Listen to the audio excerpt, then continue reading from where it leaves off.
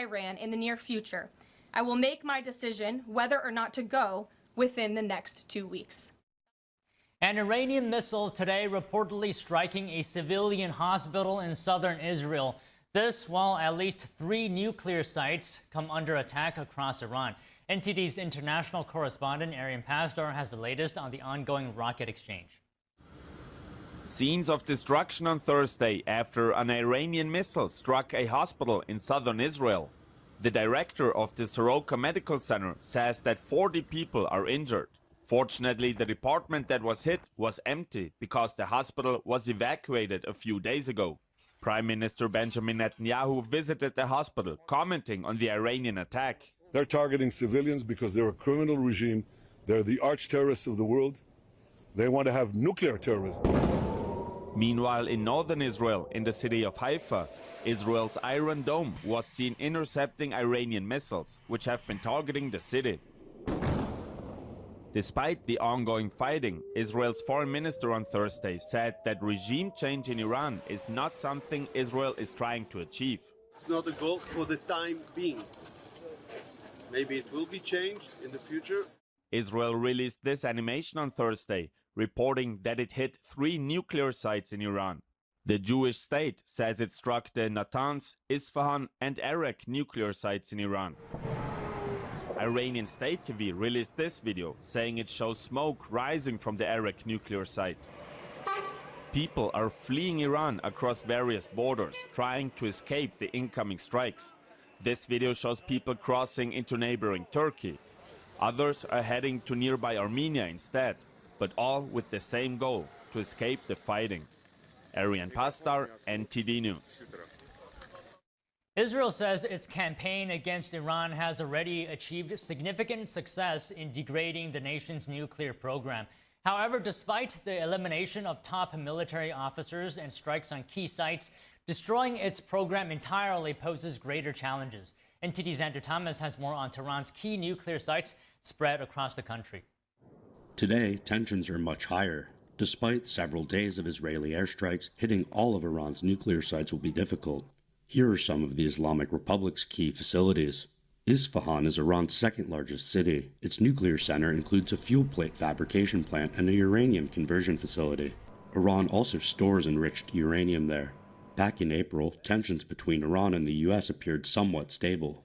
When Iran's foreign minister Abbas Araghchi met with Omani officials in Muscat, he said negotiations over its nuclear program were constructive. I think the Omani foreign minister shuttled between the Iranian and U.S. delegations about 4 times, and the views of both sides were conveyed to each other. It lasted about 2.5 hours, and in my opinion, as a first meeting, it was a productive one.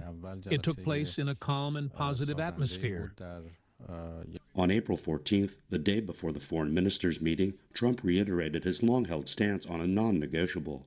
I think Iran could be a great country as long as it doesn't have nuclear weapons. If they have nuclear weapons, they'll never get a chance to be a great country. That month, Sanam Vakil at British think tank Chatham House described Israel's position on Iran's nuclear program. Israel is looking for what is known as the Libya model. It wants Iran to fully renounce its nuclear program, including the peaceful dimensions of its nuclear program. And that is something that Iran is not likely to do. But Vakil explained why Iran holds on to its pursuit for nuclear weapons and facilities like Handab, which houses a partially built heavy water research reactor. Part of the reason, of course, that Iran won't renounce its program is that it sees itself vulnerable to Israeli attack, very much worries that Iran's perceived adversaries will try to weaken the system further. Experts say Iran's Fordow facility is its most hardened target. The enrichment site is dug into a mountain, more than 200 feet below ground. Fordow has around 2,000 centrifuges operating there, enriching up to 60%. According to the Center for Arms Control and Non-Proliferation, weapons-grade uranium is typically above 90%. Andrew Thomas, NTD News. The U.S. ambassador to Turkey is in nearby Lebanon today. Iran-backed Hezbollah controls parts of southern Lebanon. U.S. diplomat Thomas Barak advises the terrorist organization against getting involved in the fighting between Israel and Iran. What if Hezbollah intervenes in this war between Iran and Israel? I can say on behalf of President Trump, which he has been very clear in expressing, as has Special Envoy Witkoff, that would be a very, very, very bad. The ambassador made this comment just shortly after meeting Lebanon's Speaker of Parliament, who's a close ally of Hezbollah. The press room reportedly lost electricity as Barak began to respond. His response was only recorded on individual devices, not on television microphones. The U.S. diplomat later said that America stands with the people and with the government of Lebanon. According to Barak, there's hope that the chaos will end soon, and from that will come peace and prosperity in the region. A hacker group believed to be tied to Israel has claimed responsibility for a cyber attack in Iran.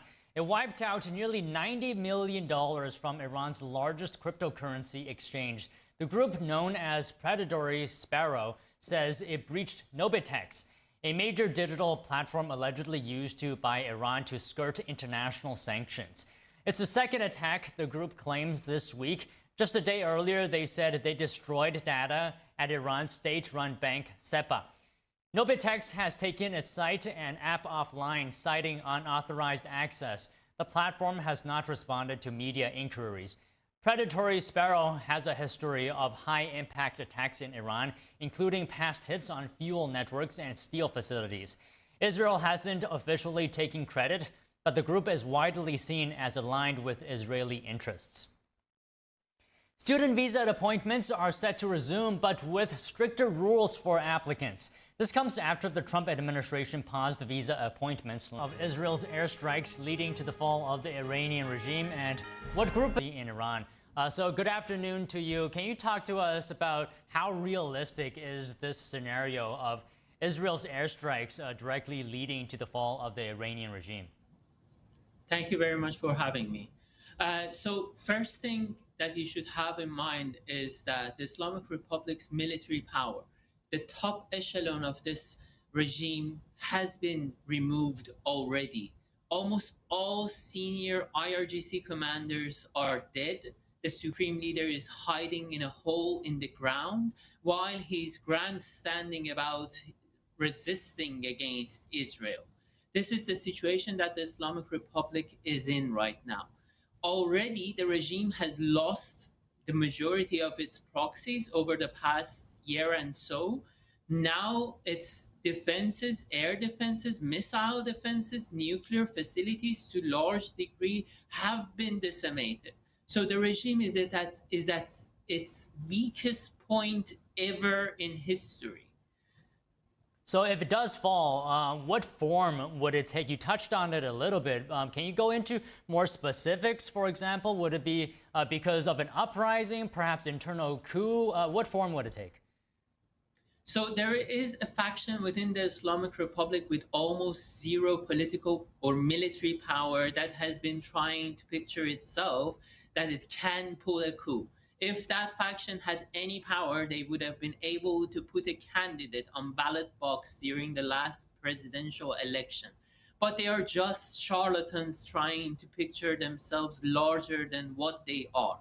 The actual change in Iran will be made by the hands of the Iranian people, the same people who have been on the streets of Iran since the day the Islamic Republic came to power in 1979. Since the first year after the revolution, the Iranian people have been protesting non-stop. The cycles of these protests, initially there were gaps, 10-year gaps between them, but over the past decade, these gaps have tightened. And we are seeing that almost every year, a major cycle of protests in Iran. And that's the actual force for change, that the Iranian people are allies of the world for bringing change to Iran and putting an end to the tyranny of the Islamic Republic that has taken the whole world hostage, not just the Iranian people, but the whole world hostage.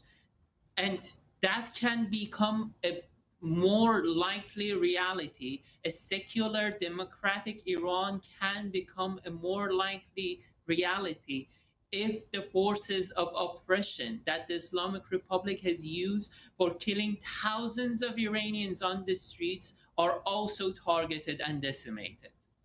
Okay, so you're saying the people is very important in this situation, but I'm also thinking that amid the strikes by Israel, right, some people are just trying to stay safe.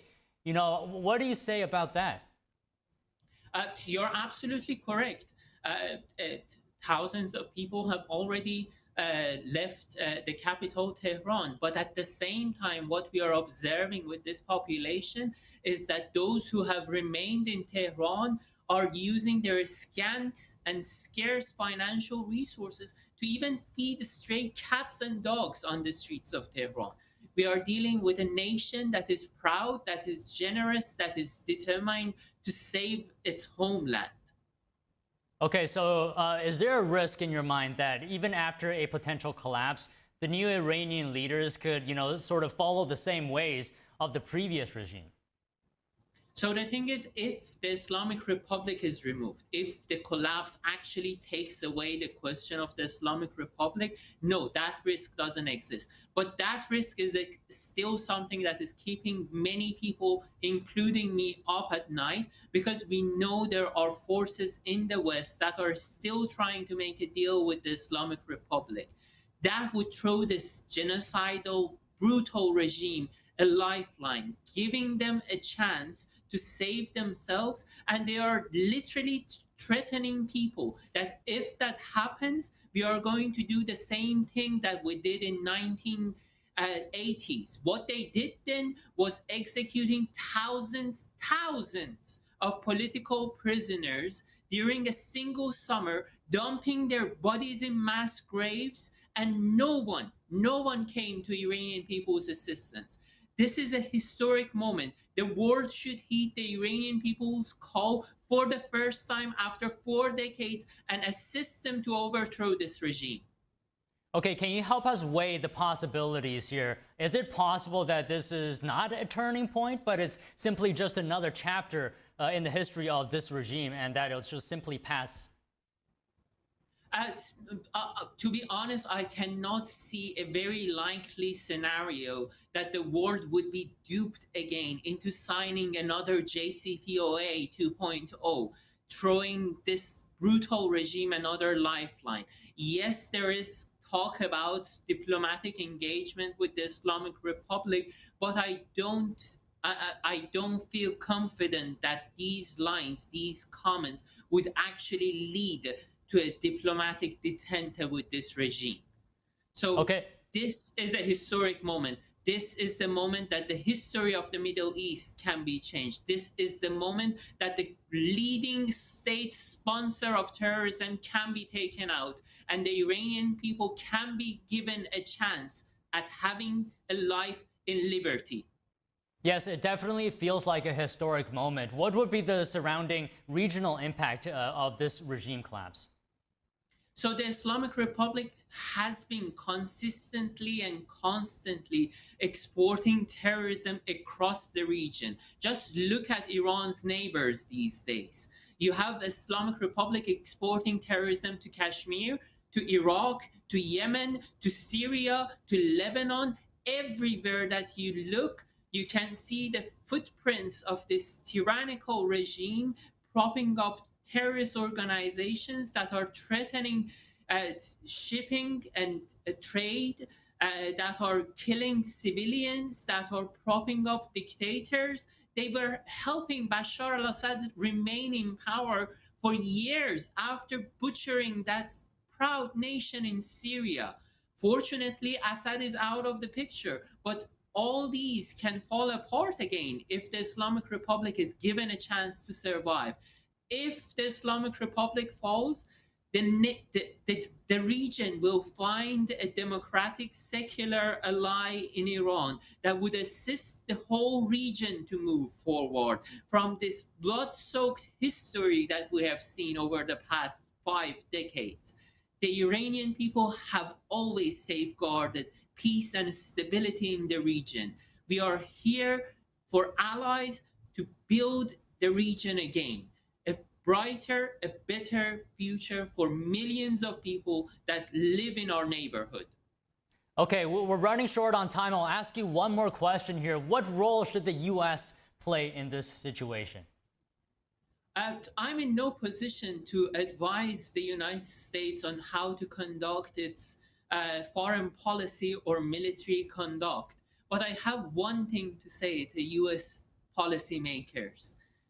President after president, the United States has ignored the Iranian people as their key ally in the Middle East. You cannot find a single large population in the Middle East that is so aligned with the US values, with US principles. Heed the Iranian people, assist them to take their country back from this tyrannical rule that has wreaked havoc across the Middle East, killed hundreds of US servicemen, put lives of US citizens at risk. Assist the Iranian people to reclaim their homeland. Okay, Horst Rowe, thank you very much. Thank you. Los Angeles Mayor Karen Bass is in the spotlight for her recent clash with President Trump over how to handle unrest in the city. Now, another issue is